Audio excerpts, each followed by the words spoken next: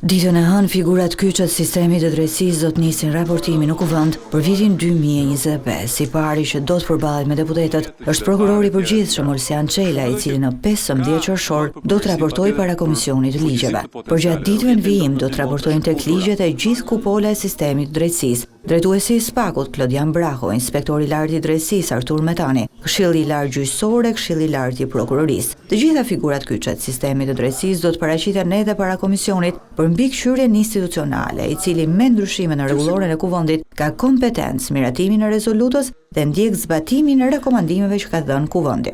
Raportimi në Parlament e institucioneve të pavarura është parashikuar të bëhet në datat 22 dhe 23 qershor në 2 seanca të posaçme. Pas ndryshimeve në rregulloren e kuvendit, SPAK-u nuk do të raportojë më në seancë plenare. Gjithashtu edhe rreth 20 institucione kushtetuese apo të krijuara me ligj. Për këtë arsye në seancë plenare do të paraqiten vetëm 5 institucione: prokurori i përgjithshëm, drejtuesi i Këshillit të Lartë të Prokurorisë, drejtuesi i Këshillit të Lartë Gjyqësor, kryetari i Kontrollit të Lartë të Shtetit e avokati i popullit.